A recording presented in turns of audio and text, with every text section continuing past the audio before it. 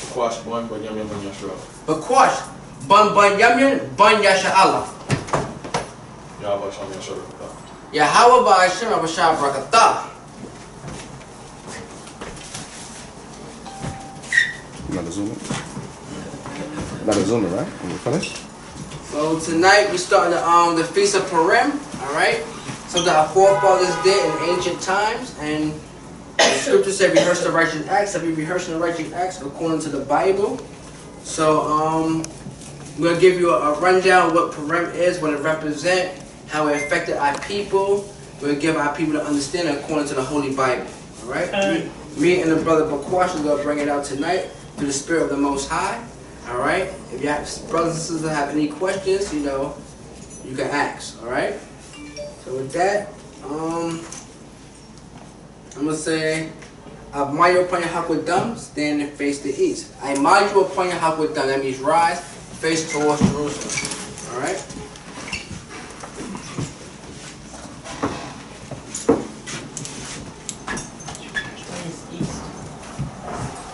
Alright, you're going to read Psalms 121 in the Hebrew, Basadar, you're going to read the English.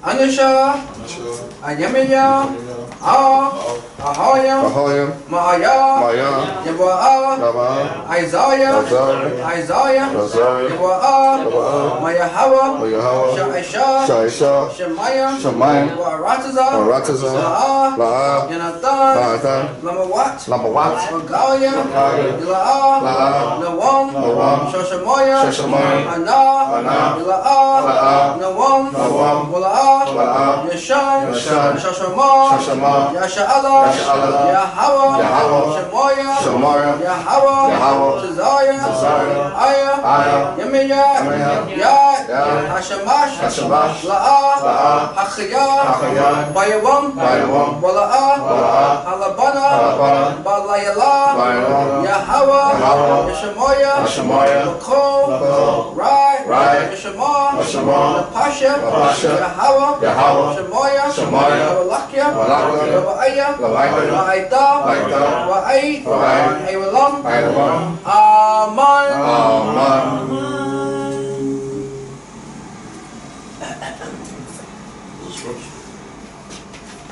Exodus. Psalms 121. Psalms 121. I will lift up my eyes unto the hills, from whence cometh my help. My help cometh from Yahweh, which made heaven and earth. He will not suffer thy foot to be moved. He that keepeth thee will not slumber. Behold, he that keepeth Yasha'ala shall neither slumber nor sleep. Yahweh is thy keeper. Yahweh is thy shade upon thy right hand. The sun shall not smite thee by day, nor the moon by night. Yahweh shall preserve thee from all evil. He shall preserve thy soul. Yahweh shall preserve thy going out and thy coming in from this time forth and even forevermore. Hallelujah. Alright. The Lord's Prayer, Yahweh's Prayer, that's Matthew, the 6th chapter, 9th verse to 13. Abanawa, Shabashamaya, Kadash, Haya, Shamka, Yahweh, Malakoka, Naba'a, Atazaka, Haya, Aisha, Ma'arataza, Kawa, Haya, Bashamaya, Nathanawa, Makom, Ko, Yawam, Masalachnawa, Kabawafnawa, Kasalachnawa, Kabawafinawa, Wala'a, Dabianawa, Manasanawan, Above, Hawashanawa, Man, Rai, Kaya, Laka, Amalakwa, Wa'ala, Dapara, Laiwalamya, Aman. Gospel according to Matthew, chapter 6, verse 9. After this manner, therefore, pray ye, Our Now which art in heaven, hallowed be thy name. Thy kingdom come, thy will be done, in earth as it is in heaven. Give us this day our daily bread, and forgive us our debts as we forgive our debtors. And lead us not into temptation, but deliver us from evil. Thine is the kingdom, and the power, and the glory, forever. Amen. Amen. Shema. Shema. Yasha'Allah. Yasha'Allah. Yahweh. Elohim. Shema. Yasha'Allah.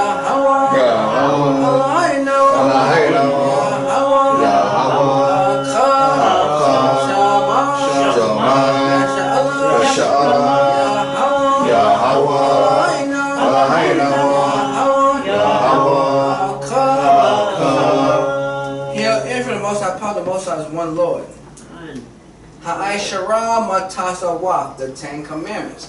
La, Yahaya, Laka, Alahayim, Akoyim, Apanya, La, Daisha, Laka, Pasa, La, Dabadam, La, Lakwak, Sham, Yahweh, Mashawak. Zakah, Hayawam, Hashabah, Lakodashwa, Kabad, Abaka, Amaka, La, the Ratazak, La, the Na'ak, La, the Gana, La, Daina, Shakur, La, Nakamad, Ko, Asherah, Maraika, Aman.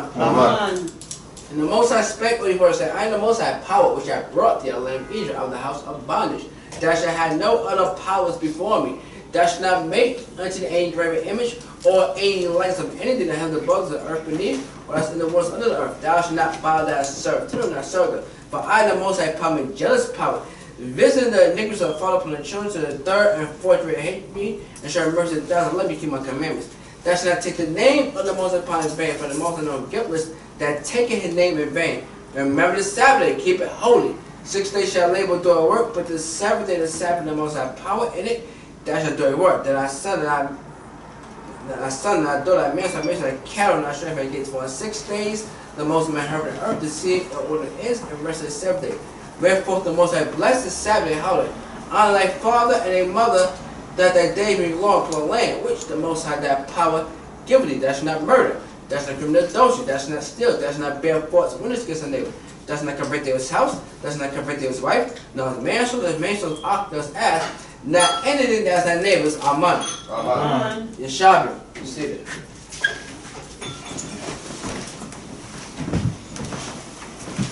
You see that? You see that?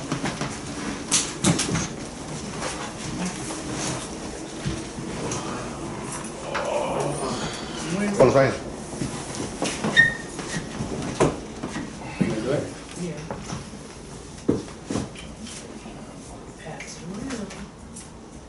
I'll come over there, huh? Yeah, you gotta come up. I gotta come. You bringing them up? Yeah, I'm coming up. Yeah. That's what. So we don't have our horns. We're supposed to have a horn. Bust it up. Where the horn at? The lamb's horn. I never had a horn. You came here with a horn, brother. Me? Yes. Nah. I got it on tape. I'll show it to you, brother. Ram's horn. I never had a horn. I don't even know how to blow a horn. All right. Could have bought mine. Azariah, Ban Manashah, Ban Yashabala. Azariah, Ban Manashah, Ban Yasha'Allah. Yahweh Ba'ashem Al-Shah Brakatham. Yahweh Ba'ashem Al-Shah Brakatah.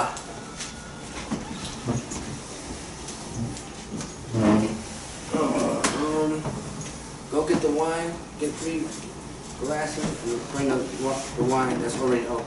Okay. Alright, I march upon your house with dump, stand and face the east.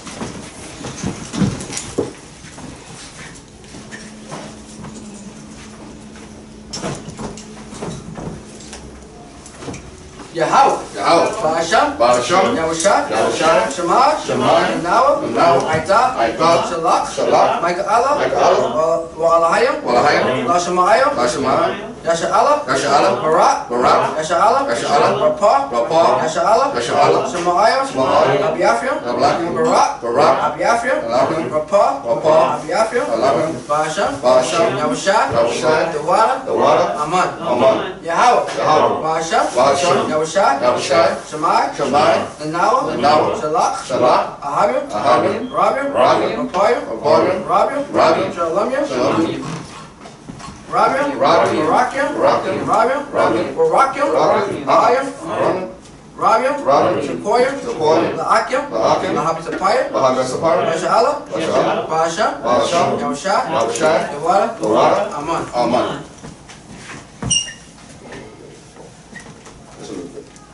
Repeat the Hebrew only, alright? Repeat the Hebrew only. Bless or you have to give to us the Lord. Barakat Yahweh, Barak Yahweh, Ahawa'ah, Ahawa'ah, Atananawa, Atananawa, Atawara. Atawara, Bless or you have to give to us the light to see. Barakat Yahweh, Barak Yahweh, Ahawa'ah, Ahawa'ah, Atananawa, Atananawa, Awar, Awar, Nara'ah. Nara'ah, Bless or you have to give to us the rams from the quarter people. Barakat Yahweh, Barak Yahweh, Ahawa'ah, Ahawa'ah, Atananawa, Atananawa, Ayah, Ayah, Haran, Aram, Loka'ah, Lakwa, Ha'ayin. Ayin. Bless you, Yahweh, give to us the fruit of the vine.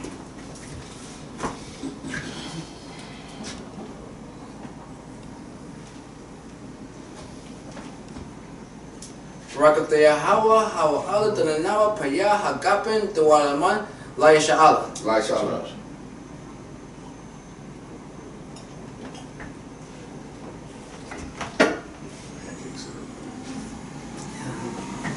Which one is this? That's right. Yeshabi, be seated.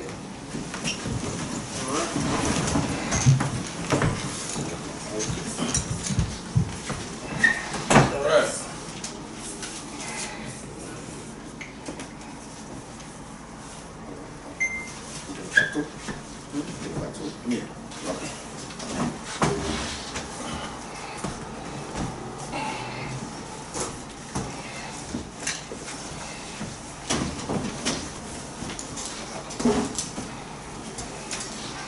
You see, America is getting in a state of panic with what's the coronavirus? They're running around in fear, but they don't know the Most High.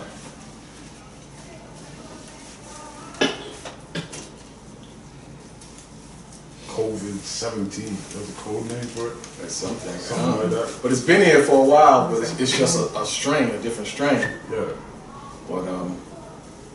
But you know, look how crazy they're running around now. Imagine when something really happens, you're not going to know how to handle it. You know, news is like a TV show now. That you can't wait to watch it. Those who want to be informed. That's terrible. Huh? That's terrible. Yeah, that's how I see it, man. You know, the market is down. People losing their money. Let me show you. Esther. In the Apocrypha or the Bible? We're starting in the Apocrypha.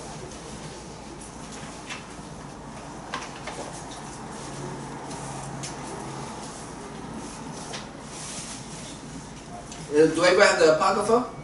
Con.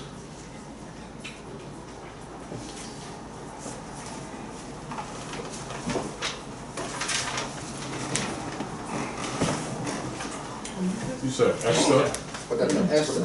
Hold on. Esther and the Apocrypha. It's called an addition to Esther in the Apocrypha. Let's see this house. Yes. I don't know what you're saying. Pay attention. See that way, so. You know nothing in the Bible? Hmm? You do nothing in the Bible? Yeah. That's what I Ain't think. nothing in the Bible? Oh, yeah, right. Oh, yeah. No, put it back to where it was at. Why did you switch it? No, because it wasn't getting. Oh, you said Don't worry about Who's that. that? Who's that? Who's that? Who's that? 6'6" number, 228. You tell me. Oh, cut it Let's off. cut it off. No, just leave it. Just. Okay. Alright, so we'll start 1 and 1 with the Hebrew. Are you comfortable? Yeah, what it says right here, this right here. So basically, Hebrew word. So we'll start here. All right, so we'll go to What's his name? What's the person's name? chapter 11, verse 2. Oh, 11. You said 1 and 1. All right. So let's go to Apocrypha, the book of Esther, the 11th chapter and the 2nd verse. You want me to read it? Yeah, you read it. All right. In the 2nd year of the reign of Xerxes the Great, in the 1st day of the month Nasi, Mordecai the son of Jeri, the son of Shimei, the son of Caesar of the tribe of Benjamin, had a dream, who was a Jew and dwelt in the city of Shushan, a great man, being servant to in the king's court. He was also one of the captives which Nebuchadnezzar, the king of Babylon, carried from Jerusalem with Jehoiakim, king of Judah, and this was his dream. Can you read it? Well, I'm not going to say something completely different, man. This is Esther what? Yeah, mine's, That's the one we got. mine's is, Give me a second. it's Yeah. very different. Oh yeah, because you know, the Greek, the language. I don't know how to switch it over either. No, but Esther But KJV. this one said Jeconias. But Esther KJV. No, but this is what I started King of reading. Yeah, but it's not saying what you're saying. No, but Esther KJV. That's I what. don't know how to get it there. No, type it. Type No, it. mine's, No, type it here right there. it doesn't, that's the finder. No, but Esther. Yes, you look. And you read it again. All right, so I'm gonna start over again. I'm gonna start chapter this is the Apocrypha, Yeah. the book of Esther, 11th chapter, and the 2nd verse. All right. I'll read it. It says, in the 4th year of the reign of Ptolemaeus and Cleopatra, that's what you was at? Yeah, you read. That's the first verse. What was the Oh, second sorry. verse? In the 2nd year of the reign of Artaxerxes, Xerxes. the Great, in the 1st day of the month of Nisan, Mordecai, the son of Jairus, the son of Shimei, the son of Cassiah of the tribe of Benjamin, had a dream. So this was Esther's uncle. And as we read on, you're going to find out how the Most High is going to turn a bad situation into a good situation for the children of Israel. You understand? So, 4th verse. He was also one of the captives which Nebuchadnezzar, the king of Babylon, carried from Jerusalem with Jeconias, king of Judea. And this was his dream. So you had the Babylonian captivity, then you had the Persian and Medes who conquered the Babylonians, and Israel still in captivity under this under the Persian and Mede Empire. 5th verse. Behold, a noise of a tumult with thunder and earthquakes and uproars in the land. And behold, 2 great dragons came forth ready to fight, and their cry was great. And at their cry all nations were prepared to battle, that they might fight against the righteous people. So these are all the when you read the story of Esther, these are the heathens. There was a plot to destroy the Jews. You understand? So you had a decree that was passed throughout all the land that Israel would be destroyed at a certain day. 7th verse. And that they cried, all nations were prepared to battle, that they might fight against the righteous people, which is Israel. And lo, a day of darkness and obscurity, tribulation and anguish, affliction and great uproar upon the earth, because Israel was about to go through it. So we had enemies back then and we have enemies now. But through the Most High's grace and power, that's where the protection is at. You understand? See, right now Israel, they're confused. They think that they're going to get out their situation on their own. They're going to vote and use politics. No, you got to trust in the Most High. The scripture says, who can harm you if you be a follower of that which is good? And the Most High's eyes are over the righteous. 9th verse. And the whole righteous nation was troubled, fearing their own evils, and were ready to perish. Then they cried unto the Most High, and upon their cry, as it was from a little fountain, was a great flood. Meaning the Most High heard their prayers. It says, even much water, the light and the sun rose up, and the lowly were exalted, and devoured the glorious. Now when Mordecai, who had seen this dream and what the Most High had determined to do, was awake, he bare his dream in mind until the night by all means were desirous to know. So the Most High was revealing to him what his plan was for the nation of Israel and how he was going to deal with the heathens or our enemies at the time. Keep going. What verse is that? That was it. Alright, so now we're going to go to the book of Esther, the 2nd chapter and the 1st verse. In the Bible? Yes. So we got we'll be here all night, so we gotta skip certain chapters, and we got you know, speed y'all up to, you know, what's going on, what's happening here. Alright? So the book of Esther, the 2nd chapter and the 1st verse. Alright? And I'll read it and you expound on it. Alright? And everybody gotta say Khan. That's a what? Esther 2 verse 1. Got it. After these things, when the wrath of King Ahasuerus was appeased, he remembered Vashti's, and what she has done. So y'all know what she did, right? The king commanded Vashti to come before him. He had a big celebration, and the king requested the queen to come before him. And she was disrespectful. She refused to follow the king's orders. Yeah.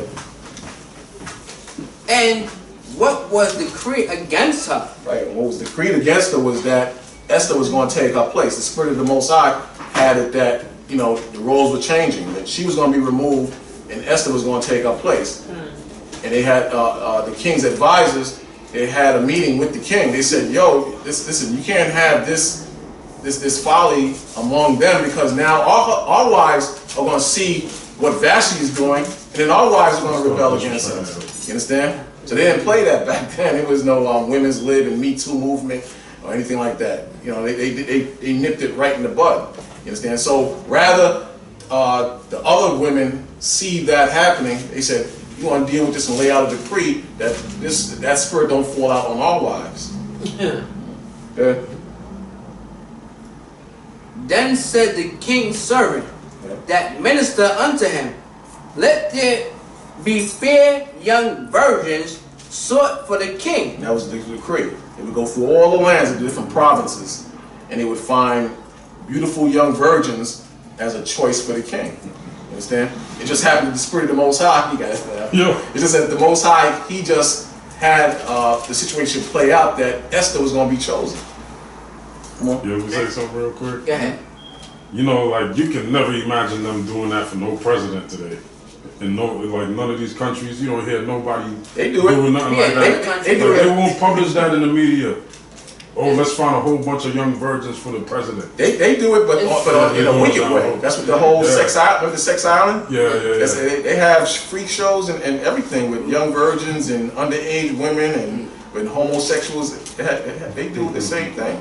But keep in mind, Esau is profane, right? And he's a fornicator, so he's different from all the other nations. Yeah. All right. These women hear that today, they would flip out. Right. So all over Europe, all over America. Right. So now, like you said, look at it on the opposite end.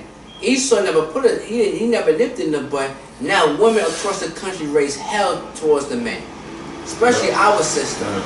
They talk to the men any way they want, and they feel it's okay. All right. They say whatever they want. However they please, they do what the hell they want to do, say what the hell they want to say, whoever they want to sleep with, how many they want to sleep with, and it's their right to do so. That's their right. That's a God-given right, which is they make those shows, reality shows on TV. They promote it. They promote it. So this is America's example of the wicked, what not to do. All right, but the Bible shows you what to do. These are examples of those are traps and pitfalls. You can't fight against that, but so much, because if you fight against that, it's going to retaliate back on you, and then you end up in trouble. Understand? The spirit of the devil is on its highest level right now, and sex and greed and money. Those are the top demons that's luring brothers and sisters in. And luckily, the word is here. The word is here. You know, even in the story, when you read the whole story of Mordecai, he didn't fold to the decrees and the setup that the Persians and Mede had set up. And that's why Haman was so mad at him, because he refused to bow and salute him. You know, same thing with Daniel. Daniel kept the Most High's laws. He refused to bow down and to the system at that time. And you got a lot of different examples in the Bible where, you know, you even have women. I can't remember the woman's name, but in the Apocrypha, she refused to break the Most High's commandments. You know what I'm saying? Then you have the Maccabees. They refused to follow the Greeks and eat swine flesh and follow the king's rules. Yeah. So when you do that, you know, the fire come on you, man. Yeah. You know. So we at third verse. And let the king appoint officers in all the province of his kingdom. So there you go. So, you know, you had different men that went out and sought beautiful virgins for the king. Yeah. That they may gather together all the fair young virgins unto Shushan the palace. Right. To the house of the women, unto the custody of Haggai, the king's chamberlain, keepers of the women. So most likely this was a eunuch who was in charge of the women for the king. And his job was to, you know, to maintain order among the women for the king. Right. And let their things for purification be given them. And let the maiden which pleased the king be queen instead of Vestes. And the thing pleased the king, and he did so. Now, in Shushan the palace, there was a certain Jew, whose name was Mordecai, the son of Jair, the son of Shimei, the son of Cush, a Benjamite, who had been carried away from Jerusalem with the captivity which had been carried away with Jeconiah, king of Judah. Right, Jeconiah was the king during the time of the Babylonian captivity. He was dethroned by the Babylonian king, Nebuchadnezzar II. Come on. Whom Nebuchadnezzar, the king of Babylon, had carried away. See? And he brought up Hadassah, that is Esther, his uncle's daughter. For she had neither father nor mother. And the maid was fair and beautiful, whom Mordecai, when her father and mother was dead, took for his own daughter.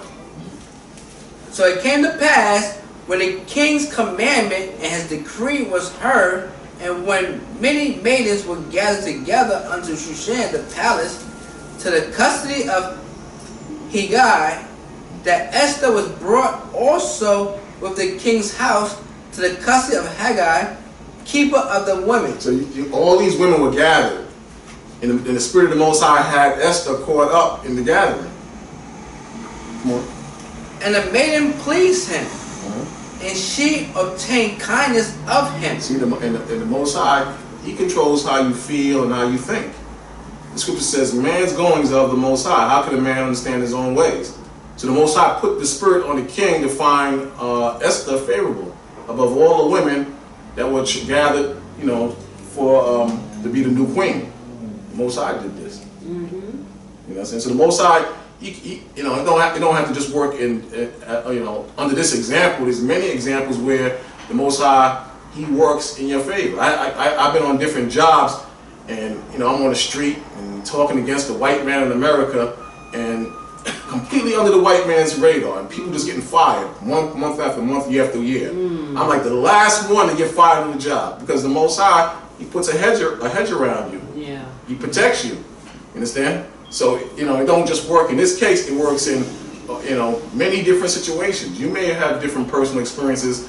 How the Most High protects you. You understand? Or you could be walking down the street and gunfire go off, and people just drop dead, but nothing touch you. We had a brother in the camp. There was a fire in the house. Everybody, and his parents used to give him a hard time about going to camp on 14th Street. This is many years ago, like 18 years ago. He used to give him hell. Hide his Bible, hide his garment.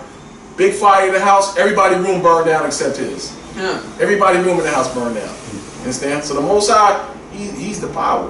And the king is Yahweh Shai. You got these Old Testament brothers professing that the Old Testament is a lie. You know, the power is Yahweh Shai, who they call Christ. You understand? I mean, the New Testament's a lie. I mean, they say the New Testament is a lie. That's where the power is at, you know?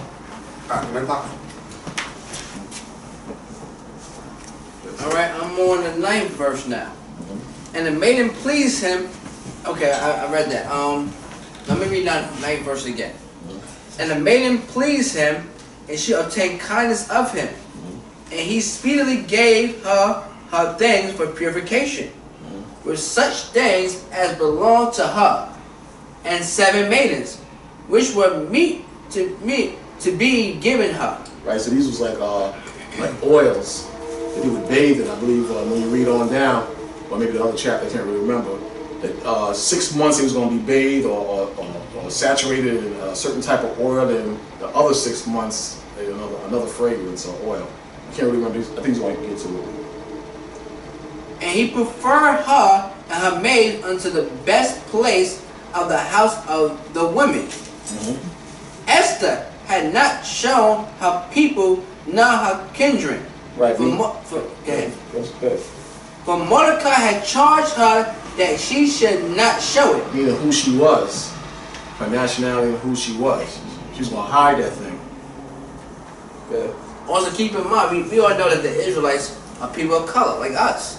So we know that the Persians and the Medes are people of color. Good point. And most of the nations are people of color. So it's like they just blended in.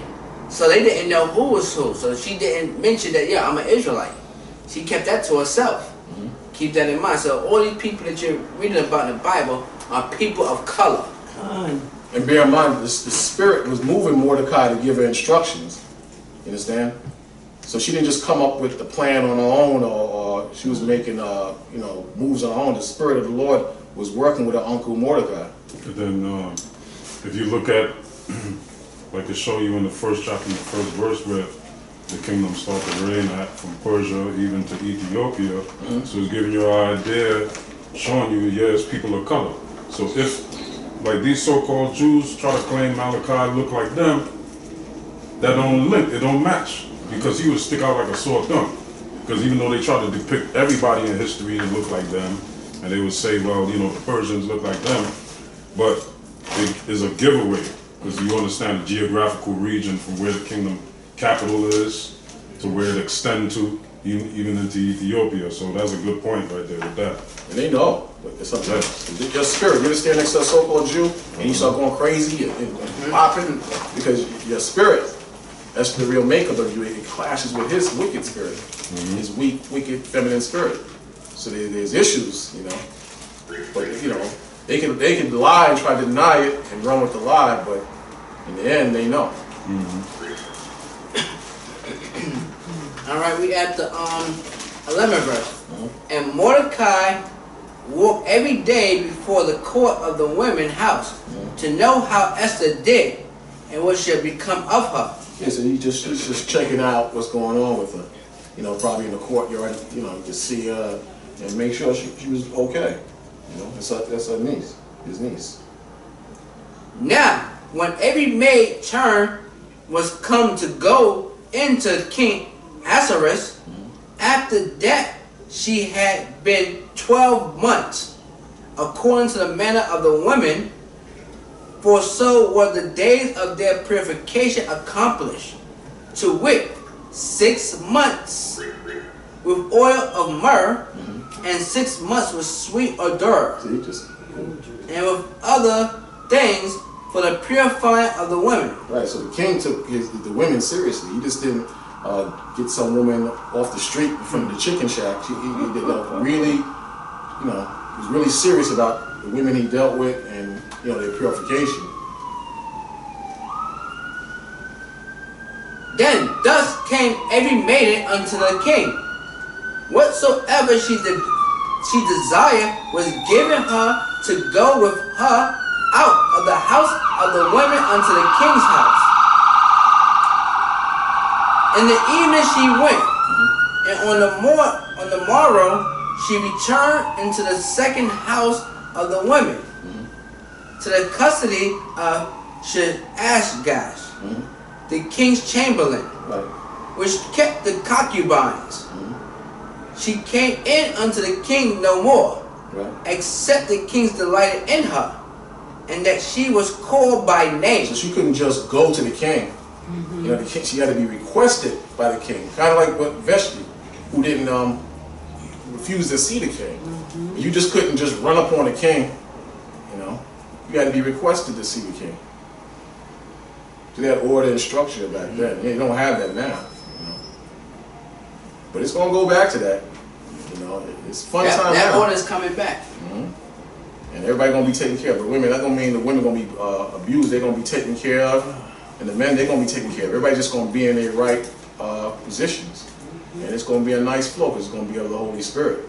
But right now, it's just chaos out there. You see it, and it's getting worse.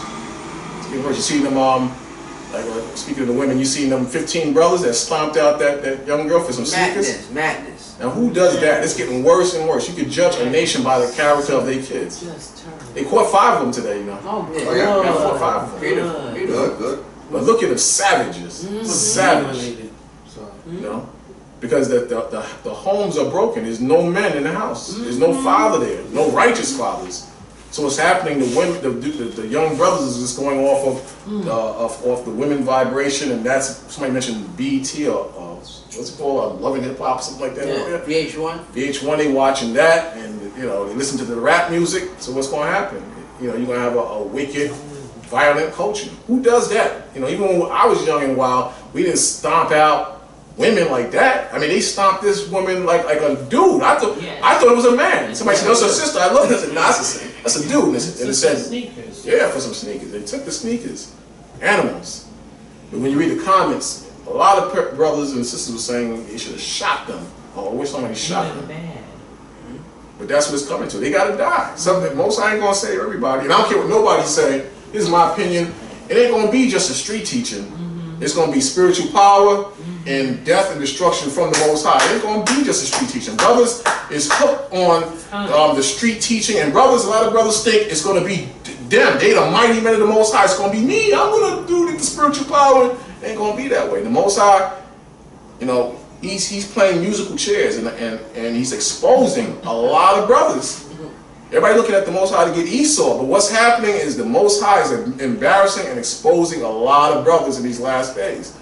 And what's happening is that, you know, if you're not right, if you're not meek, if you're not walking like Yahweh Shai, and that goes for women and the men, if you're not dealing right as a husband or a wife, you're gonna fall. You're gonna fall. You can't read this and then be another way at home, Right. or off the scenes. The Most High sees. Right. That's what I'm saying, like brothers need to really step up and be men, you know.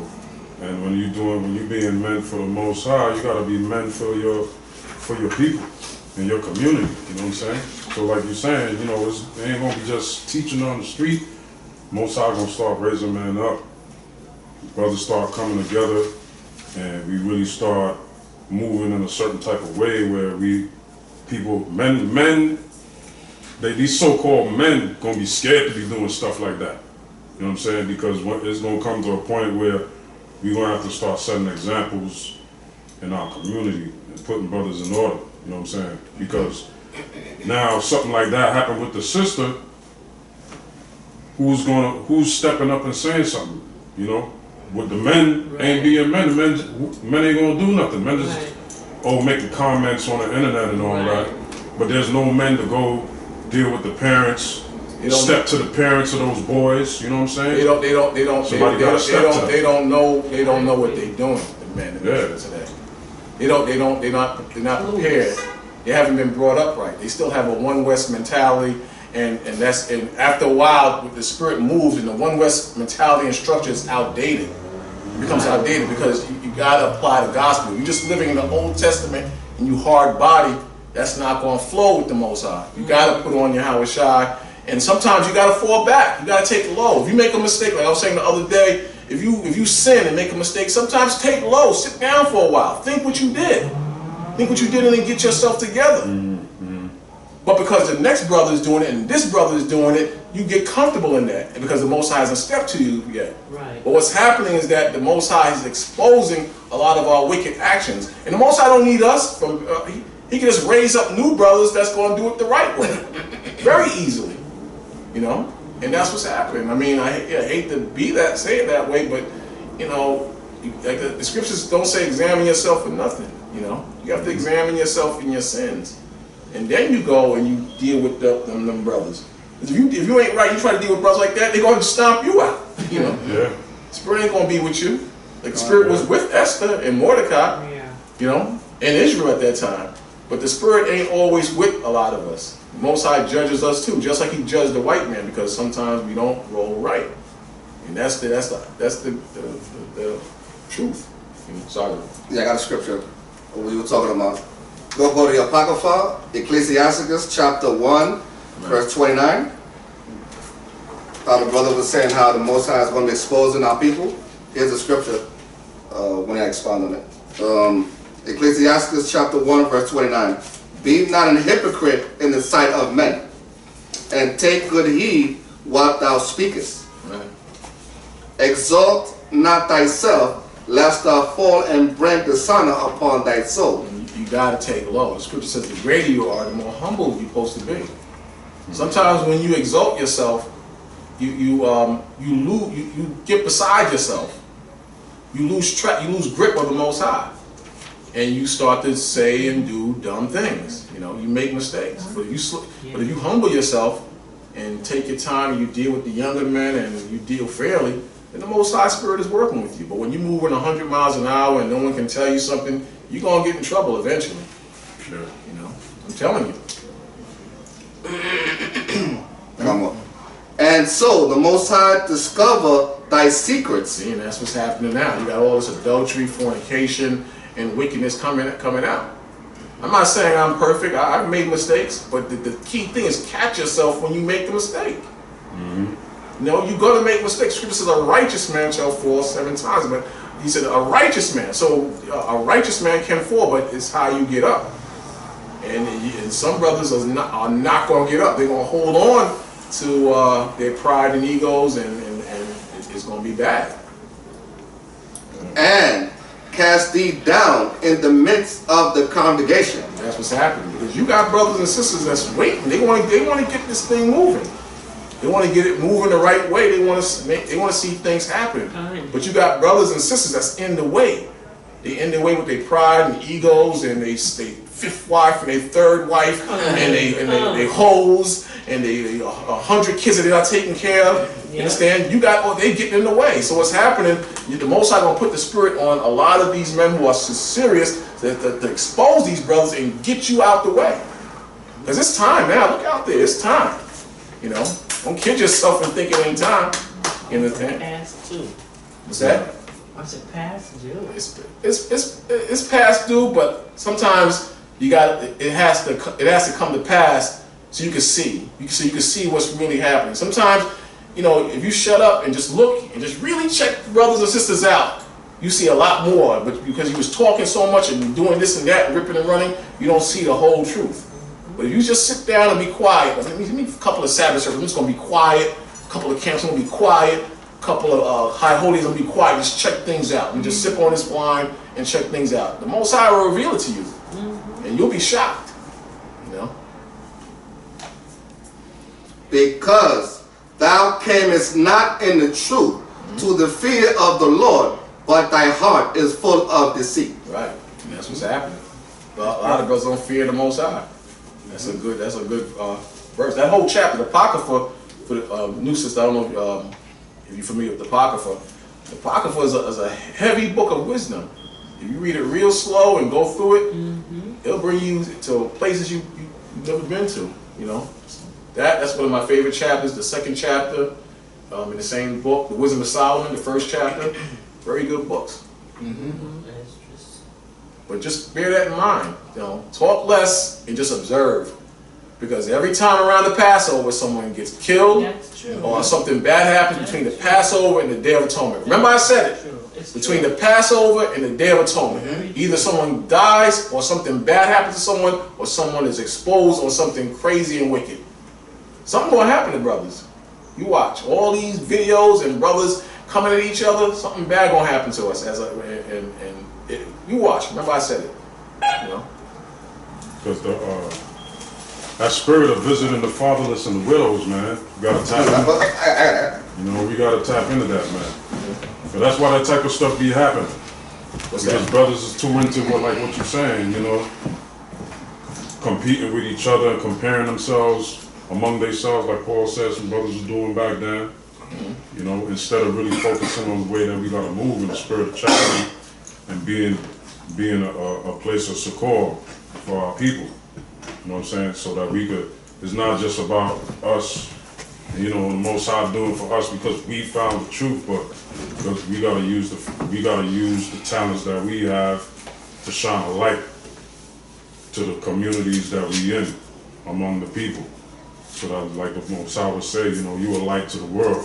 So even the unbelievers and, you know, this girl that got beat up and the guys that beat her up and stuff like that, all of them would have had better examples to look forward to, you know what I'm saying? So we gotta really be stepping up instead of getting at each other. Right. And set that example of being fathers to the fatherless, you know, and being there for the sisters that ain't got fathers and don't have brothers that's playing the roles of fathers. You know, we gotta have that presence and that vibration instead of just getting at each other. You know, yeah. Continue reading. I'm on the 15th verse now. Esther 2 verse 15. Now, when the term of Esther, the daughter of Abihail, the uncle of Mordecai, who had taken her for his daughter, was come to go in unto the king, she required nothing but what Haggai the king chamberlain, the keeper of the women, appointed. And Esther obtained favor in the sight of all them that looked upon her. Yeah, so the spirit just totally, you know, just working in her favor. Everything was just going smooth, and the Most High was just really working with her. And it shows the Most High work with women too. You know, a lot of brothers, you know, they're under the impression the Most High don't work with the women. But the Most High, you know, He works with the women too. They're in captivity just like you. And, you know, they go through trial and tribulation, but they're going to have to put on Christ too, Yahushua. You have to put on the gospel as well. And be wise. Especially the elder sisters, they're going to have to be examples to the younger ones. Because, you know, a lot the brothers do the younger sisters dirty, but a lot of the younger sisters, they got some demons on them too now. They know what they're doing. They come in and they fishing and they looking for what brother they're going to manipulate and play and get in position. They're going to go to the top ranking brothers. You know, so, you know, but we, you know, the sisters, the elder sisters, you know, their job is to instruct the younger women. They can teach, women can teach, but they're supposed to teach the younger women. When you're on Facebook and these sisters are out of order, or YouTube, you don't see none of these sisters pushing back them wicked sisters and checking them, you know. But they can teach, but they're supposed to teach the younger women. But they're soldiers too, in the spirit of the Most High. And the Most High uses and works with them too. Right.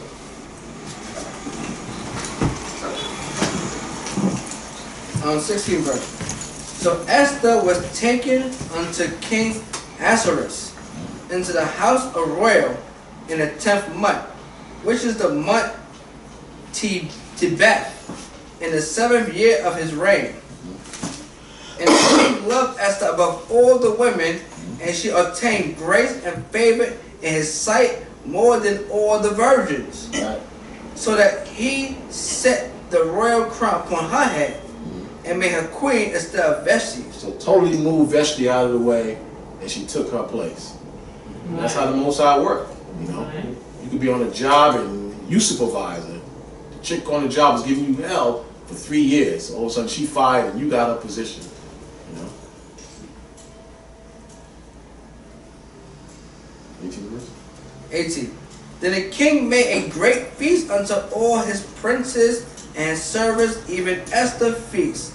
And he made a release to the province and gave gifts according to the state of the king. And when the virgins were gathered together the second time, Then Mordecai sat in the king's gate. Esther had not yet shown her kindred nor her people, as Mordecai had charged her. So she still didn't reveal who she was. Okay. But Esther did the commandment of Mordecai, like as when she was brought up with him. In those days, while Mordecai sat in the king's gate, two of the king's chamberlain, Bigdath and Teresh, of whom which kept the door, were wroth and sought to lay hands on the king Ahasuerus. Right, so you had two men, they had a plot to kill the king. And the spirit just had it that Mordecai overheard their plans to kill the king. And the thing was known to Mordecai, who told it unto Esther the queen, and Esther certified the king thereof in Mordecai's name. And when the inquisition was made of the matter, it was found out. Therefore they were both hanged on a tree. And it was written in a book of the Chronicles before the king. Right, so they logged it down.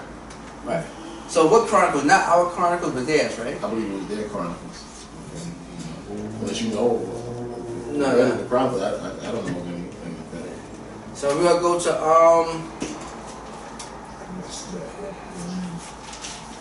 we'll go back to the Apocrypha. We're gonna read 12th chapter, first verse.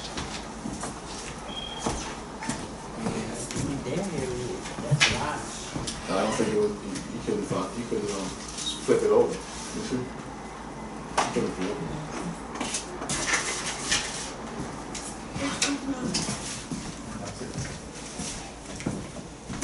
What chapter? 12 and 1. Oh, yeah, he's in there.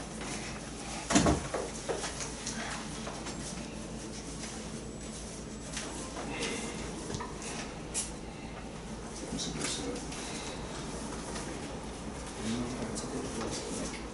This is the same thing? I read it, let me see what it says, the same thing. All right, this is read the Apocrypha, the other books of Esther. This is 12th chapter, first verse. And Mordecai took his rest in the court with Gabadah and Tirah. See, the names are different here. Right. All right. The two units of the king and keepers of the palace.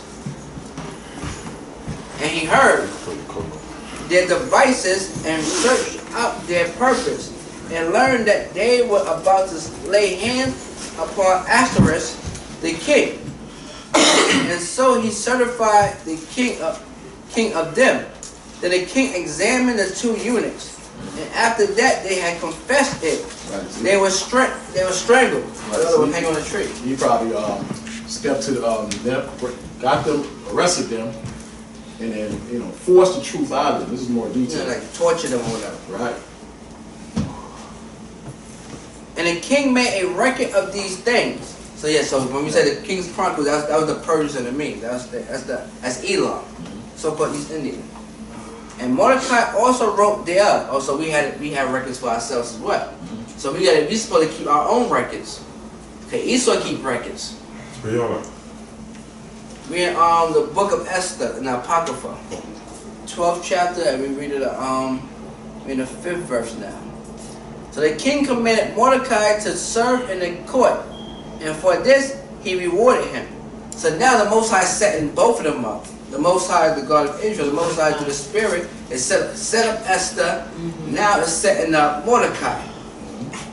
So both of them are in position to save Israel. All right. Powerful positions too.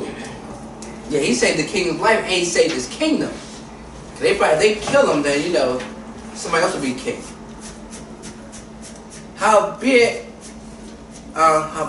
Haman, the son of Amadeus, the Haggai, who was in great honor with the king, sought to molest Mordecai and his people because of the two eunuchs of the king. So Haman was behind it, and now he wanted to. This is Esau, right? Right. Yeah. Amalekite. Yeah. So he wanted to molest them.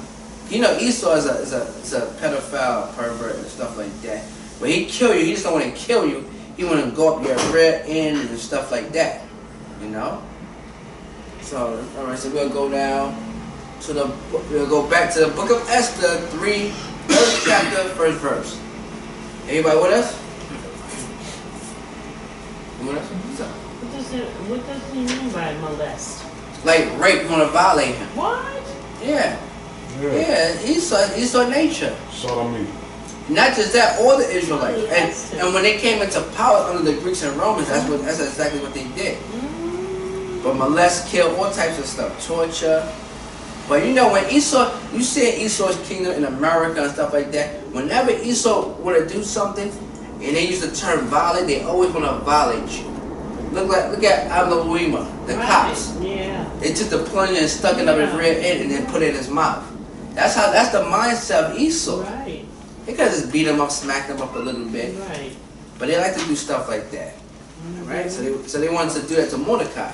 Because that messed him up. He would have been king. Yeah. So in serving in the court, what was his position in the court? Who? Mordecaius. Well, he's like Serving the court. he had top rank. I don't know exactly what was his. I don't know if he's like a lieutenant or something, but he's up there in rank. Because when I was reading it, you know, it didn't say specifically what his position was. It didn't say specifically. Maybe we will when we read on, but I didn't see anything. That's all right. Read chapter 3, verse 1. Read that. Yes. 3:1. Okay. Esther, chapter 3, verse 1. After these things, the king Ahasuerus promote Haman, the son of Hammedatha, the Agathite, and advanced him, and set his seat above all the princes that were with him. And all the king's servants that were in the king's gate bowed and reverenced Haman, for the king had so commanded concerning him. But Mordecai bowed not, nor did him reverence. Also, now when we read the Apocrypha, the Apocrypha of Esther, the 12th chapter, it says he sought to molest him. Keep in mind, the king of Persia promoted Haman to be second in command. So now, had those two units was able to kill him, he would have been the ruler of those provinces. So that messed him up. So that's why he wanted to kill Mordecai and molest him and kill him and torture him. That messed him up. He would have been the king over all. Okay, here it tells you right here, he got promoted. So he's next in line to take over. And he wanted to take over, and he is really a snake, and that's Esau's nature. Right. And even here in America and today, they don't trust each other.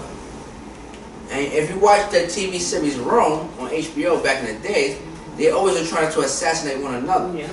That's Esau's nature. It's a great show. Yeah. I watched it twice. But it shows the nature of backstabbers and politics. Nature of the serpent. All right, continue reading. Then the king's servants, which were in the king's gate, said unto Mordecai, Why transgressed thou the king's commandment? Now it came to pass, when they spake daily unto him, and he hearkened not unto them, that they told Haman to see whether Mordecai's matters would stand. For he had told them that he was a Jew. So that was a big deal right there. That was a big deal. All right? Because everybody knows the history of Israel. They know how we are committed to the Most High. They know the reason why we fell from grace, because we broke God's laws, and they know that our God, the true God of Israel, the true God is the God of the Israelites. So once it was revealed, he's a Jew, okay, we got a problem on our hand. They understood that. Okay? So read on. And when Haman saw that Mordecai bowed not, nor did him reverence, then was Haman full of wrath. And he thought scorn to lay hands on Mordecai alone, for they had showed him the people of Mordecai. Wherefore Haman sought to destroy all the kings that were throughout the whole... All the Jews. All the Jews. All the Jews. We're talking about 6th verse? Yeah. Okay. And he thought, 6th verse, and he thought scorn to lay hands on Mordecai alone, for they had showed him that people of Mordecai. Wherefore Haman sought to destroy all the Jews that were throughout the whole kingdom of Ahasuerus, even the people of Mordecai. You want to kill all the brothers and sisters. What's your whole nation? Yeah, destroy them.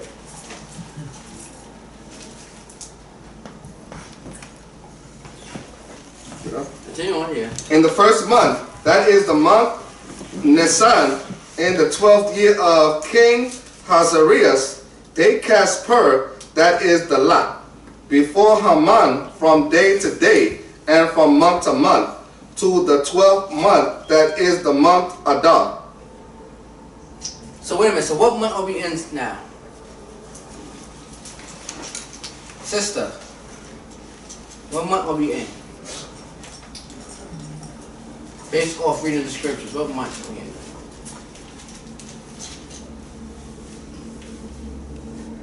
Passover.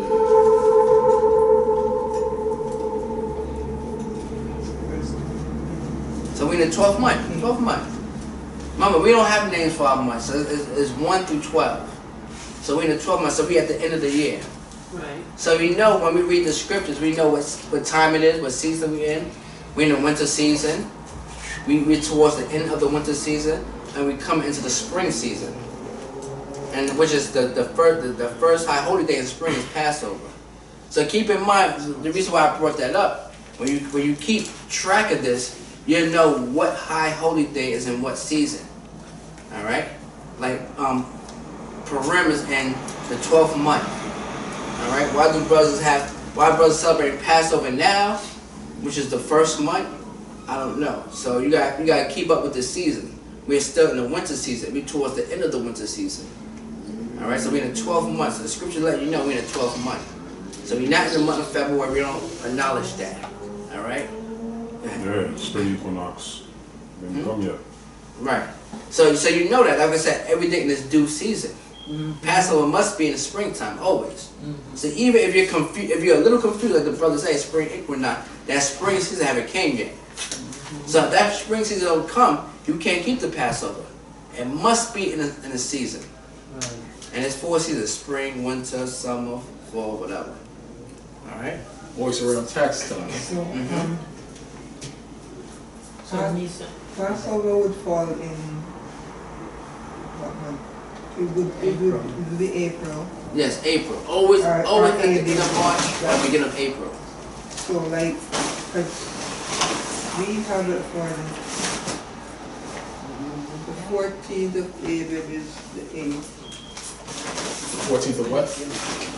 Abib. Abib. Right, so It would fall on the 8th of April. Okay, well, that's not too bad because it's not too far from. yeah, because we got April 6th. So Yeah, I got 6 at sundown. Right. yeah. So it's the 12th month, so you got one new moon left, right? And you count 14 days from that new moon, which would bring you to the Passover. Right. But the new moon got 3 dark days, so they probably announced the new moon on the third month. So that's how she got 2 days ahead of us. Okay. From the crescent. Yeah, so that's not, so it's right there. Yeah. No, y'all doing it on the 8th. Yeah. Yeah.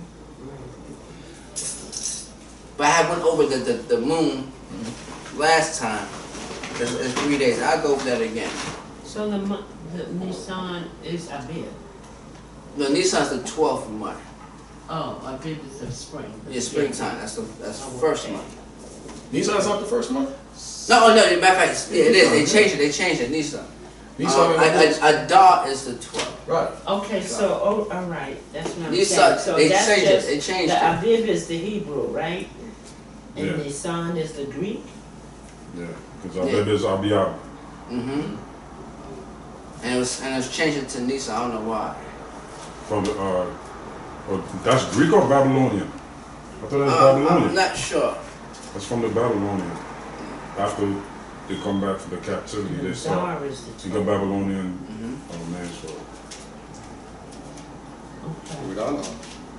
Yeah, continue reading. And Haman said unto King Ahasuerus, there is a certain people scattered abroad and dispersed among the people in all the provinces of thy kingdom, and their laws are diverse from all people. Neither keep they the king's laws. Therefore it is not for the king's profit to suffer them. Right, so they knew our reputation. They knew our laws was different from them. They knew that, yo, okay, this is like, they almost like a conceited nation. They do this, they do that. They don't do this. They're not going to bow down. They're not going to give in to you, you know. So they're going to be a problem. We got to handle them. Right. So now the plot is being set up. All right? Read on. If it please the king, let it be written that they may be destroyed. And I will pay 10,000 talents of silver to the hands of those that have the charge of the business, to bring it into the king's treasuries. And the king took his ring from his hand and gave it unto Haman, the son of Hammedatha, the Agagite, the Jews' enemy. So I don't know if that's second in command or what. I don't know. You know. Yeah, he's second in command. The precept sends you to the story of Joseph, so it has to be he made him second in command.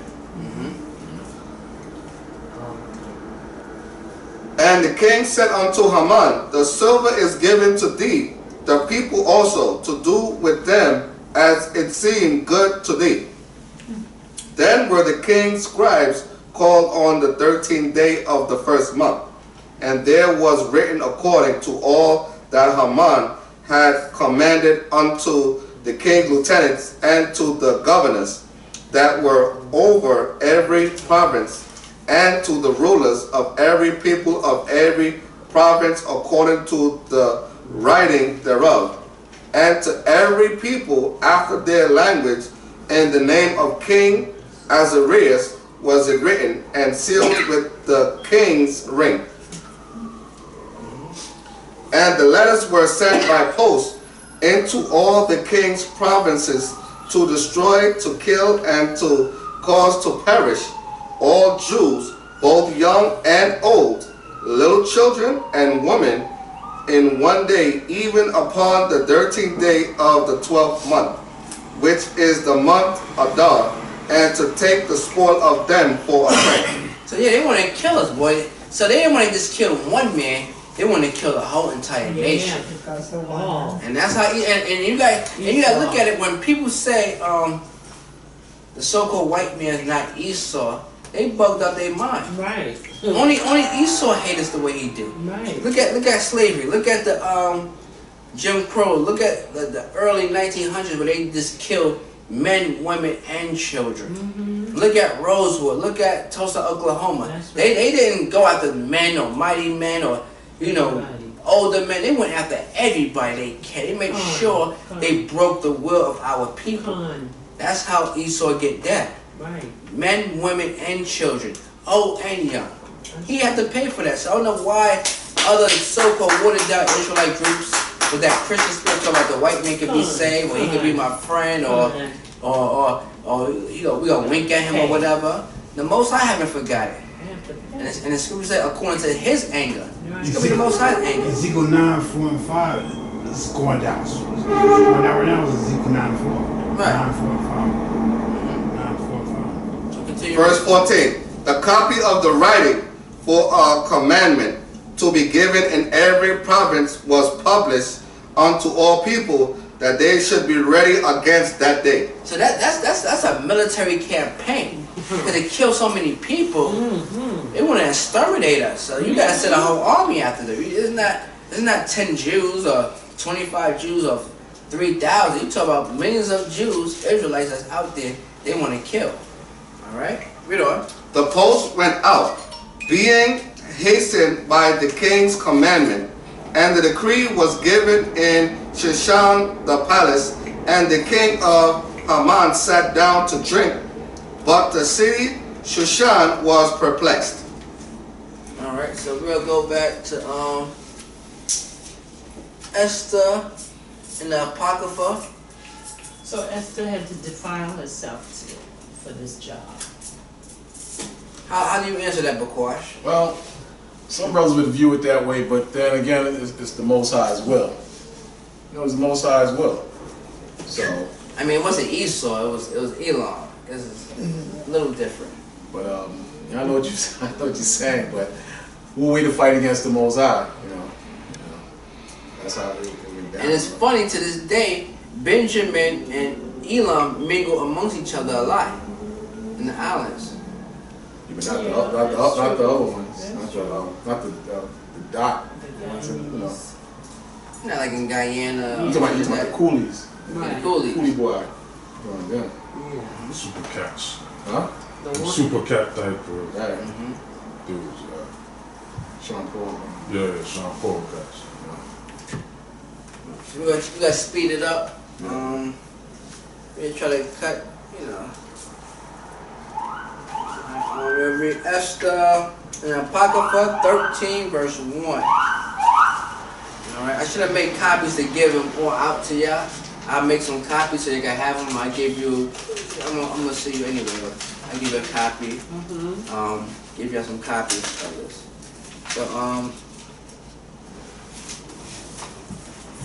So Apocrypha 13, verse 1. Apocrypha, Book of Esther, chapter 13, verse 1.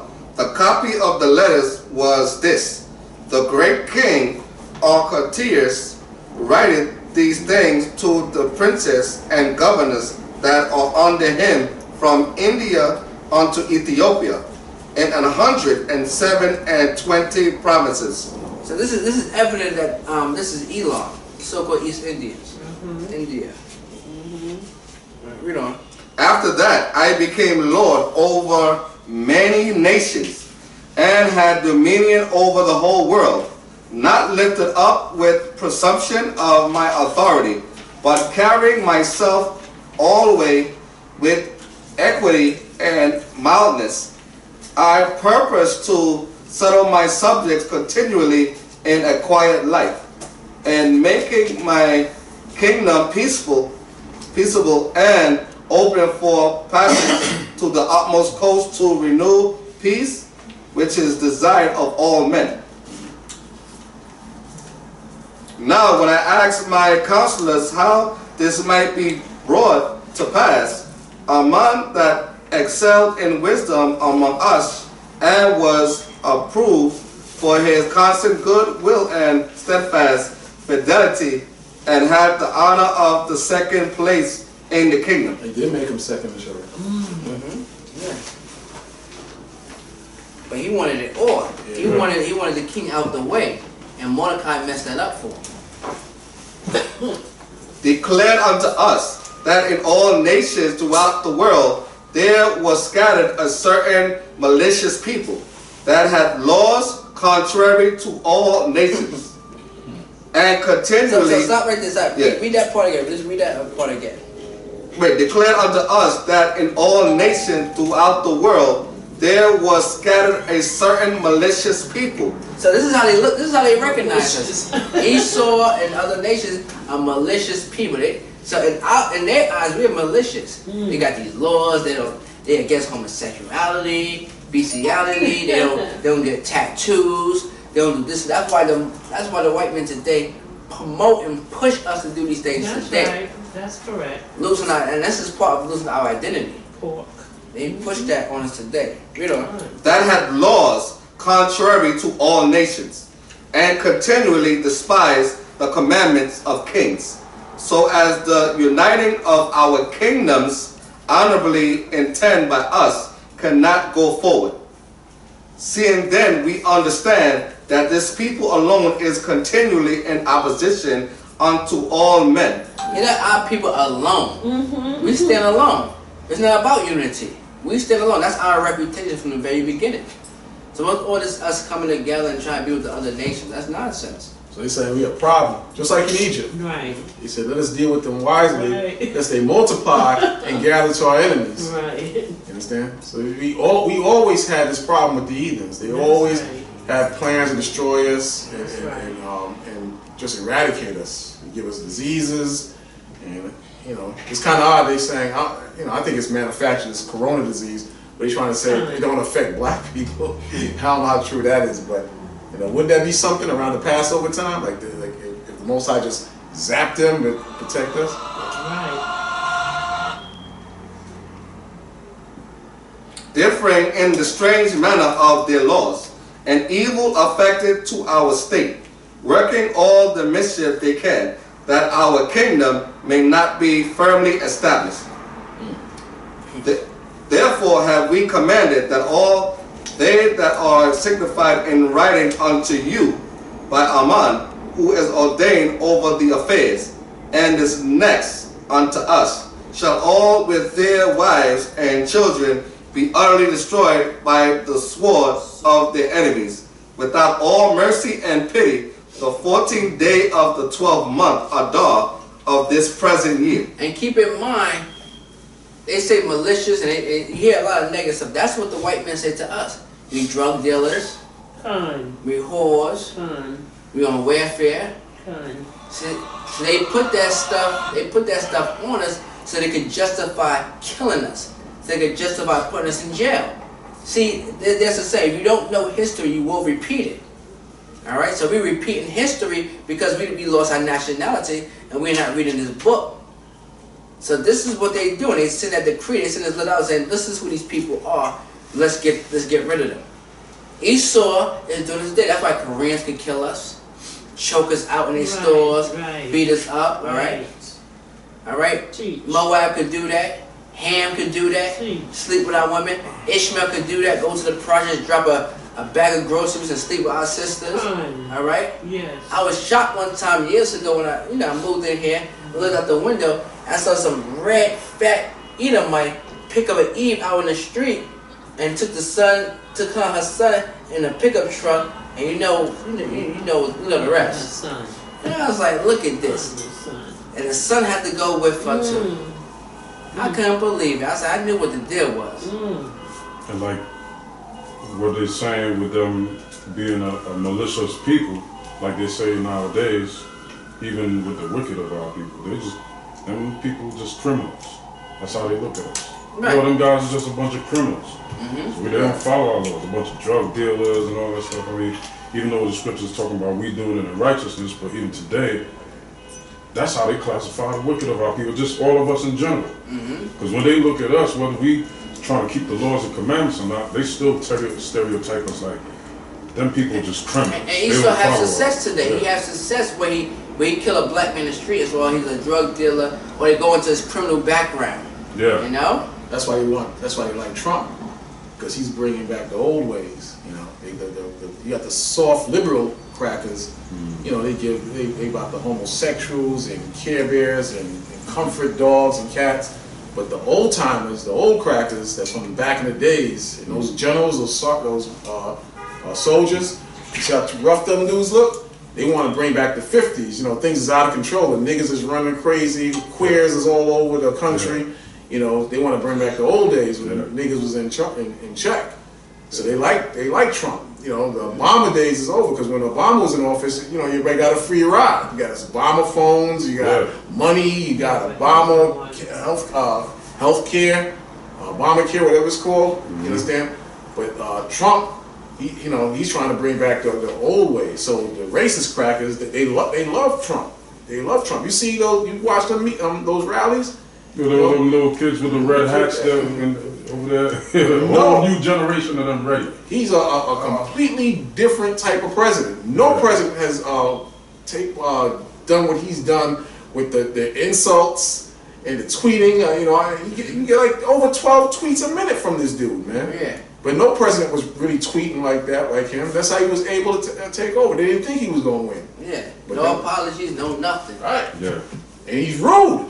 He's rude and disrespectful, but funny. So the racist crackers, they love this dude. Yeah. You understand? They don't want no more Obama type president in office, and that's what's happening. He's a devil. No, no, Obama was a devil too. Oh, yeah. He did pass that, the homosexual. He gave more rights to homosexuals than blacks. Stuff. Oh, Gay marriage and Yeah, that but was the passed by the thing- Supreme Court. The thing that they project onto us, the projection about we're criminals and thieves, and that's really about themselves. Oh yeah. It's not about us. I mean, we've turned into that by and large because of, you know, Hollywood and all of that and our people believing it. But we were different and holy and set apart. They criminalized us. Look at this. Did you watch the Central Park Jogger miniseries? Yeah. Now look how they demonize those boys. Yeah. Just that easy. The media is terrible. The media can make you into a monster Yeah. Overnight. and destroy those kids' lives. One was raped in the jail, man, and it's terrible. And Trump called them animals. And nobody brings that up. Nobody And brings with that the up. death penalty as well. Right. He put an ad in the paper. He paid for a full page ad in the paper. But nobody bring that up, you know. And the crackers, they was loving it. They were like, you know, they are animals, they wilding, and you know, that's how they feel, you know. So they push that propaganda to make the white people feel comfortable with their hatred towards us. But really, they're the thieves and the liars and Exactly. misfits, you know. they did far more worse than we ever did. Oh yeah, you know. They created this monster. I call it the native son. This is what they created, really. The hate that created hate. Alright. Verse 7. That they who of old and now also are malicious may in one day with violence go into the grave, and so ever hereafter cause our affairs to be well settled and without trouble. Right, so now, you know, our people have a concern, because now they're about to be exterminated.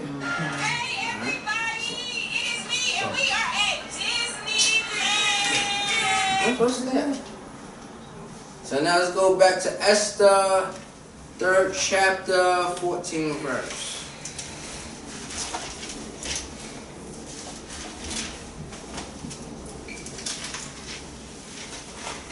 Repeat that, please. That's the Esther 3:14. 3:14.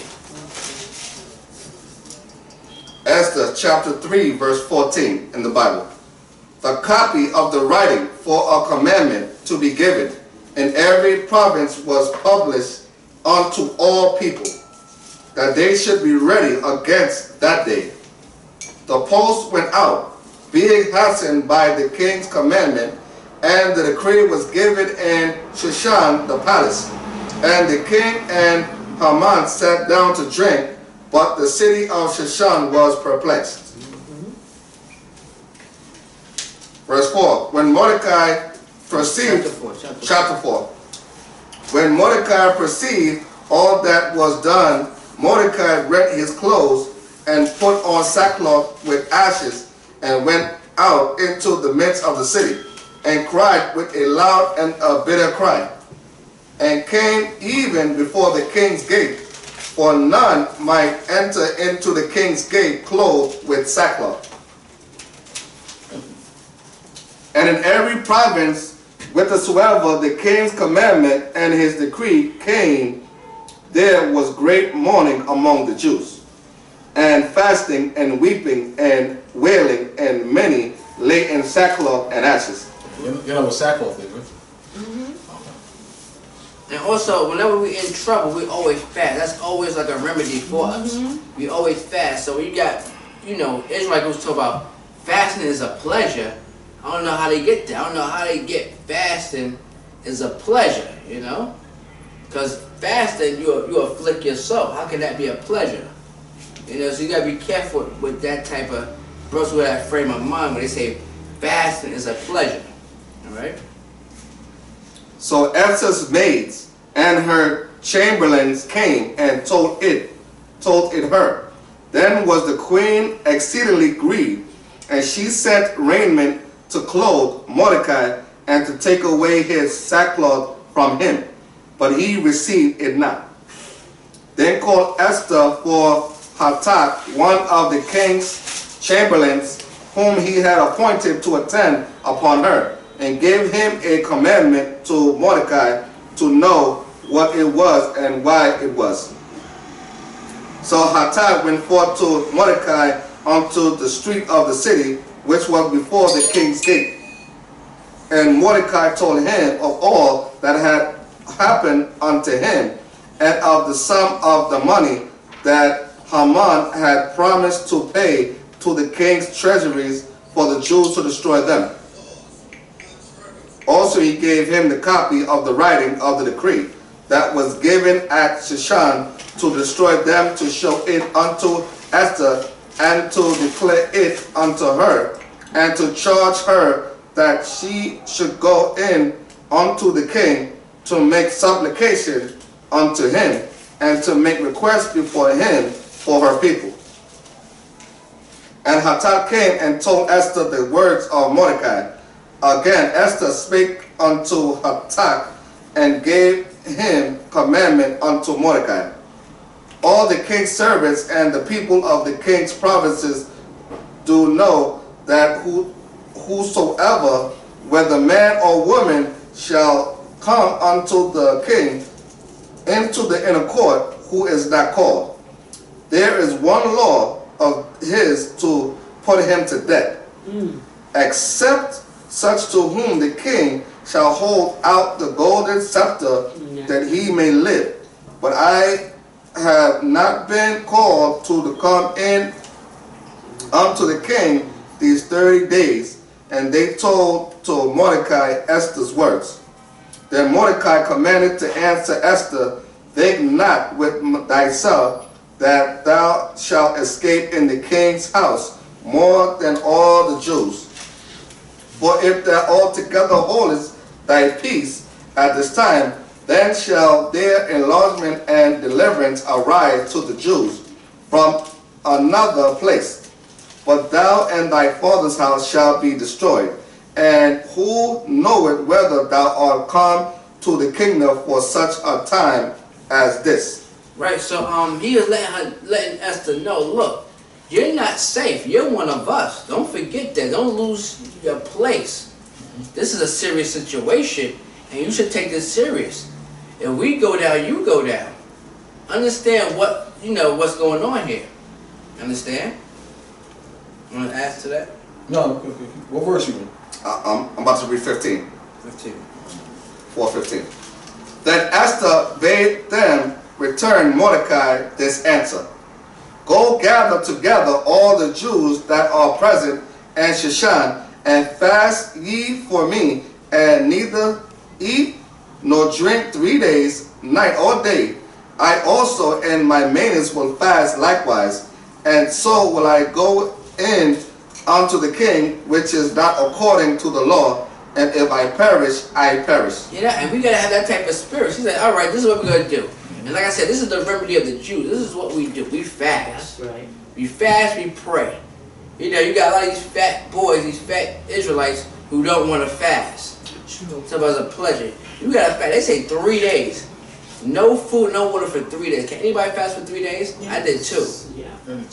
I did 2. So they say for 3 days. That's good for the men and women.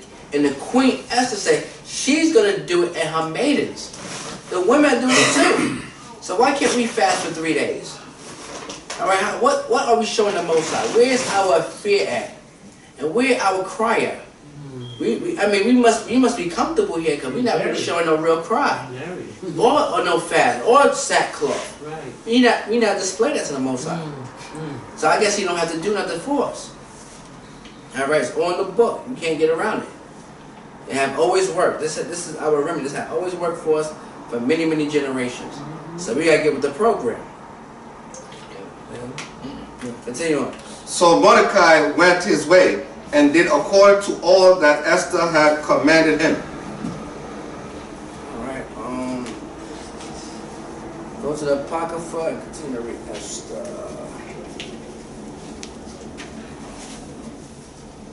Okay. Verse 8. Mm-hmm.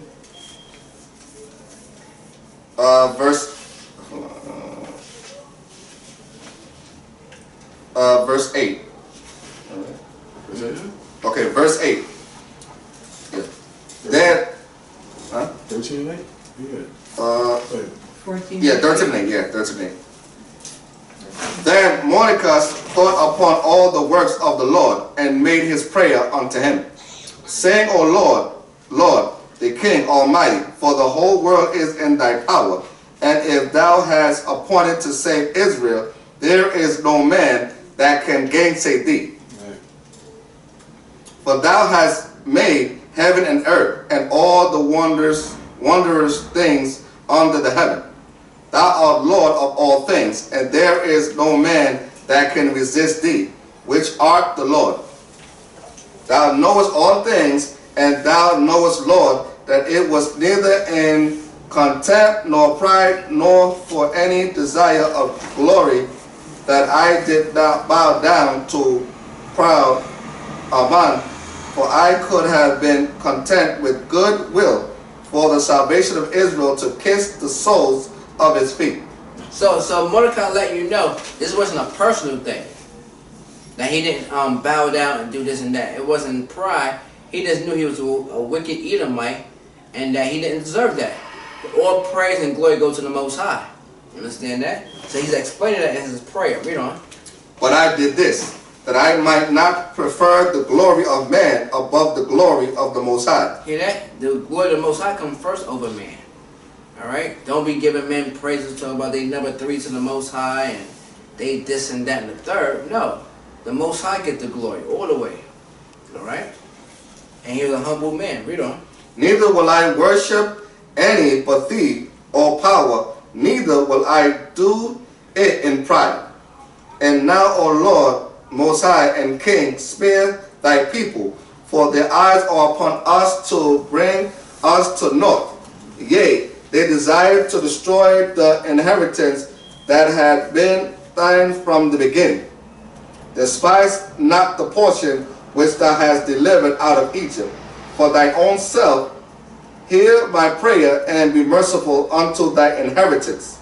Turn our sorrow into joy, that we may live, O Lord, and praise thy name. And destroy not the mouths of them that praise thee, O Lord. All Israel in like manner cried most earnestly unto the Lord, because their death was before their eyes.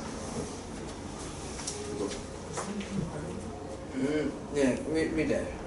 Queen Esther also, being in fear of death, resorted unto the Lord, and laid away her glorious apparel, and put on the garments of anguish and mourning. And instead of precious ointments, she covered her head with ashes and dung, and she humbled her body greatly, and all the places of her joy she filled with her torn hair, and she prayed unto the Lord power of Israel, saying, O my Lord, thou only art our King. Help me, desolate woman, which have no helper but thee. Alright, so stop right there. Let's go to Esther in the Bible, 5th chapter, 1st verse. And we're gonna cut we're not gonna read everything. I'm gonna make copies. I should have made copies for y'all. But we're gonna, speed it up. Alright? So Esther 5:1. Esther 5 verse 1. Now it came to pass on the third day that Esther put on her royal apparel, and stood in the inner court of the king's house, over against the king's house. And the king sat upon his royal throne in the royal house, over against the gate of the house.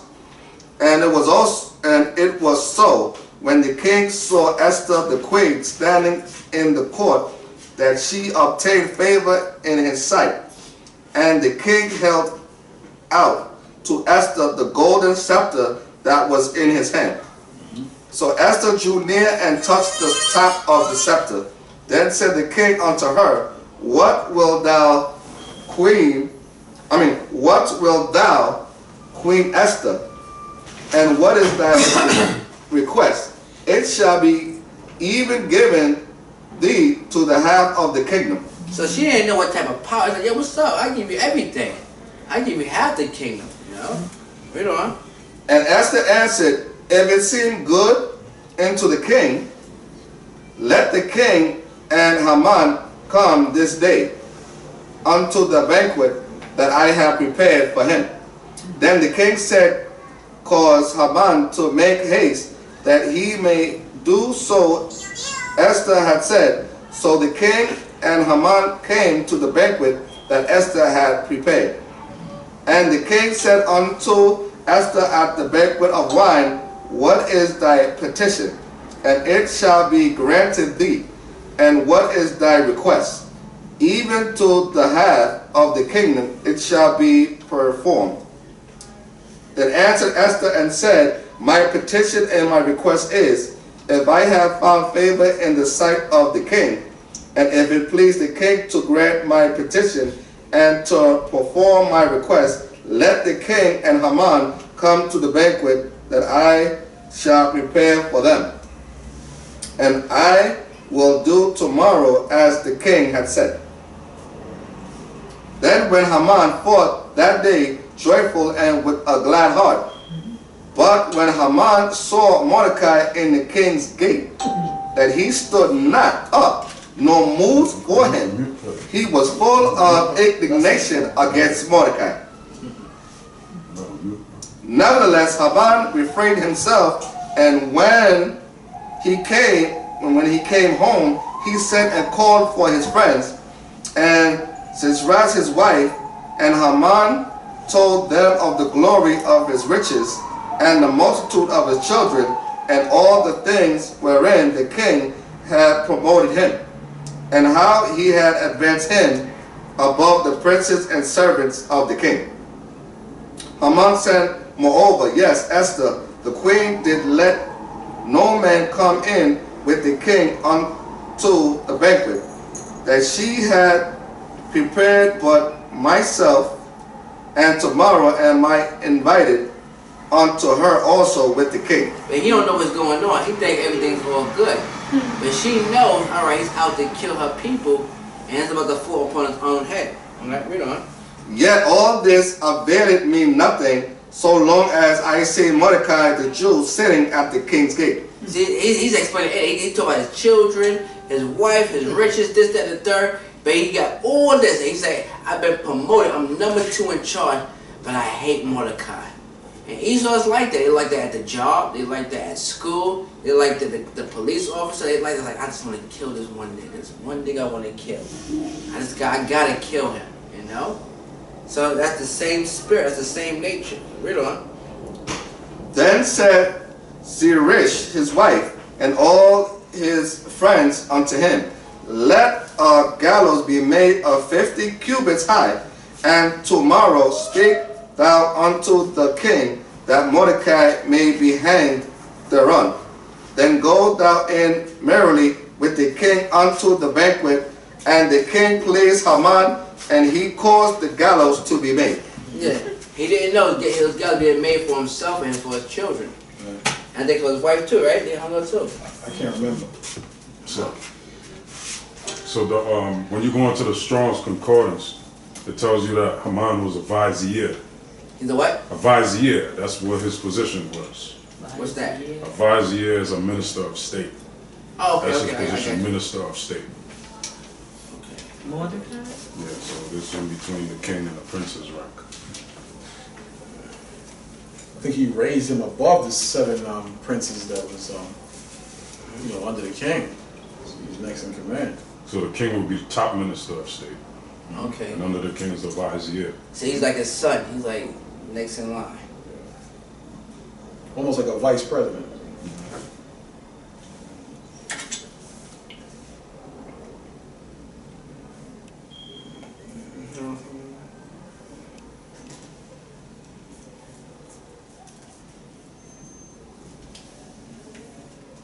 All right, read the 6th verse. We're not gonna go back to let's go read the 6th verse. I mean 6th Sixth chapter. chapter. 6th chapter, 1st verse. Read that. On that night, Esther chapter 6 verse 1. On that night could not the king sleep, and he commanded to bring the book of records of the Chronicles, and they were read before the king.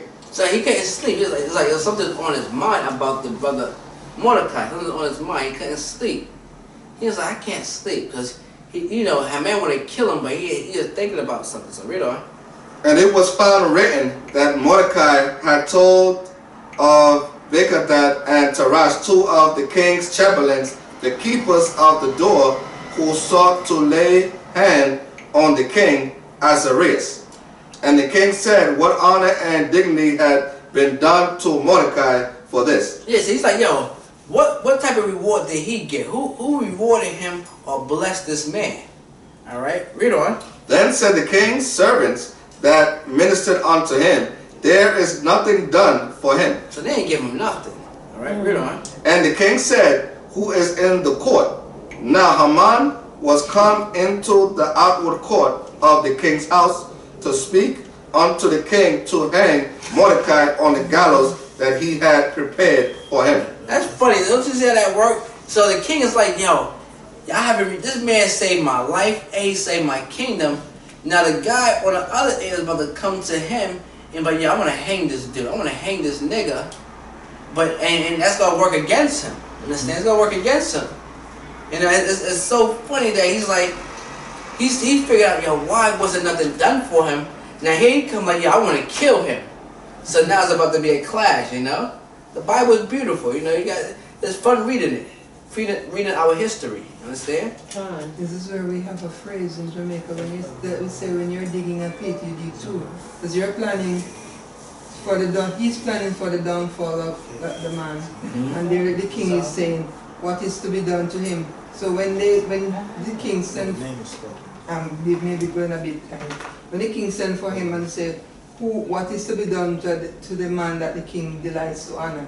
He is feeling big and all proud and like, he is the person that's going to be honored, only to find out that is the man that he wants to be killed is the one that's going to be honored. Right. And he had a strong position, he had money, he's right under the king, so he, went to his head. So read on, Ezra. And the king's servant said unto him, behold, Haman stand in the court. And the king said, let him come in. So Haman came in, and the king said unto him, what shall be done unto the man whom the king delighted to honor? Now Haman thought in his heart, to whom would the king delight to do honor more than to myself? And Haman answered the king, for the man whom the king delighted to honor, let the royal apparel be brought which the king used to wear, and the horse that the king ride upon, and the crown royal which is set upon his head. And let his apparel and horse be delivered to the hand of the one of the king's most noble princes, that they may array the man withal whom the king delighted to honor, and bring him on horseback through the street of the city, and proclaim before him, thus shall it be done to the man whom the king delighted to honor. Then the king said to Haman, make haste and take the apparel and the horse as thou hast said, and do even so to Mordecai the Jew that sitteth at the king's gate. Let nothing fail of all that thou hast spoken. Yeah, so I know that must have shook him up. He wanted to kill his man, but he got to honor him now. So read on. Then took Haman the apparel and the horse, and arrayed Mordecai, and brought him on horseback through the street of the city, and proclaimed before him, thus shall it be done unto the man whom the king delighted to honor. See, you know how that must have made him feel to do something like that? That's how Amalek feel when they find out we the real Jews and Israelites. That's right. Right. That's right. Yeah. Right. And Mordecai came again to the king's gate. But Haman hasted to his house mourning, and having his head covered. And Haman told Zeresh his wife, and all his friends, everything that had befallen him. Then said his wise men and Zeresh his wife unto him, if Mordecai be of the seed of the Jews, before whom thou hast begun to fall, thou shalt not prevail against him, but shalt surely fall before him. And while they were yet talking with him, came the king's chamberlains and hasted to bring Haman unto the banquet that Esther had prepared. So now he's going to the banquet, so you don't know what's about to happen. So read the 7th chapter. So the king and Haman came to banquet with Esther the queen. And the king said again unto Esther on the 2nd day at the banquet of wine, What is thy petition, Queen Esther, and it shall be granted thee? And what is thy request, and it shall be performed even to the half of the kingdom. So now the king is like, yo, what do you want? And she was in sackcloth, she wanted to die. She was like, what's wrong? Like, you my baby, what's wrong? Talk to me. I give you half the kingdom. So, and she just holding him back. She's holding him back. And she's about to hit him. But he don't realize, he's like, give it to her. He gonna give her what she asked. Like, oh, that's what you want? All right, I won't give it there. I won't kill him. That's a real one. Then Esther the queen answered and said, If I have found favor in thy sight, O king, and if it please the king, let my life be given me at my petition, and my people at my request. For we are sold, I and my people, to be destroyed, to be slain, and to perish.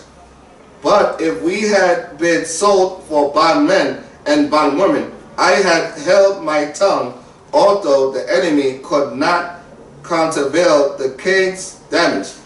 Then so now she's revealing herself. Now she's letting him know who she is. Right. And the danger that before her and her people. You know? So read on. Then the king Ahasuerus answered and said unto Esther the queen, Woe is he? And No. Who is he? I'm saying, who is he and where is he that durst presume in his heart to do so? Yeah, he want to know. And now he's hot. He's hot. Like, who is this person? So read on. And Esther said, And Esther said, the adversary and enemy is this wicked Haman. Then Haman was afraid before the king and the queen. So now he's sitting there. So I don't know how many people at the banquet, but the king, the queen, and Haman's getting this honor. He's sitting amongst the king and the queen, and she's like, she's feeling the way she's feeling. He's like, and he's pleading, and she's pleading with the king. It's like, well, who is it? And like, we're about to be killed, and this wicked man. And then she's like, you. I mean, you see in these mob movies, the Italian movies, they sit there. And it's like, all right, you gotta go. And it's like, oh shoot. He didn't know what to do now. Everything was all good. He was on a high horse. He was feeling himself. Now his head's about to be taken away from him. You know? Second in command. Right. Verse 7. And the king arising from the banquet of wine in his wrath went into the palace garden. And Haman stood up to make request for his life to Esther the queen. For he saw that there was evil determined against him by the king. Then the king returned out of the palace garden into the place of the banquet of wine. And Haman was fallen upon the bed whereon Esther was. Then said the king, Will he force the queen also before me in the house? So he's like, he gonna rape my queen? Yo, this dude bugging out. You know? As the word went out of the king's mouth, they covered Haman's face. And Harbonah, one of the chamberlains, said before the king, Behold also the gallows 50 cubits high, which Haman had made for Mordecai, who had spoken good for the king, standing in the house of Haman. Then the king said, Hang him thereon. Yeah, hang him on it. Hang him on it instead. That's messed up. You build something to kill somebody and it's used for you. Most up. Right. So they hanged Haman on the gallows that he had prepared for Mordecai. Then was the king's wrath pacified. Yeah, read. On that day did the king Ahasuerus give the house of Haman, the Jews' enemy, unto Esther the queen. And Mordecai came before the king, for Esther had told what he was unto her. And the king took off his ring, which he had taken from Haman, and gave it unto Mordecai, And Esther set Mordecai over the house of Haman. And Esther spake yet again before the king, and fell down at his feet, and besought him with tears to put away the mischiefs of Haman the Agagite and his device, that he had devised against the Jews. Then the king held out of the golden scepter toward Esther. So Esther arose and stood before the king, and said, If it please the king, and if I have found favor in his sight, and the thing seem right before the king, and I be pleasing in his eyes, let it be written to reverse the letters devised by Haman, the son of Hamadah the Agagite, which he wrote to destroy the Jews which are in all the king's provinces. For how can I endure to see the evil that shall come unto my people? Or how can I endure to see the destruction of my kingdom? Then the king Ahasuerus said unto Esther the queen, and to Mordecai the Jew, Behold, I have given Esther the house of Haman, and him they have hanged upon the gallows, because he laid his hand upon the Jews. Right, because the Jews became his friend. Like, you saved my life. I remember you. You saved my kingdom. And he's dead. I gave everything to Esther the queen, alright? So in other words, it's like I'm making it back up. I'm sorry for the trouble that you have went through. You can see examples of that in the movie. I can't think of them off the top of my head, but you can see that where it's like, you know, things, they try to go after this one person, but it went into reverse. Alright, so read on. Write ye also for the Jews, as it liked you in the king's name, and seal it with the king's ring. For the writing which is written in the king's name, and sealed with the king's ring, may no man reverse. Then were the king's scribes called it at that time in the 3rd month. That is the month Sivan, on the 23rd day thereof. And it was written according to all the Mordecai commanded unto the Jews, and to the lieutenants, and the deputies, and rulers of the provinces,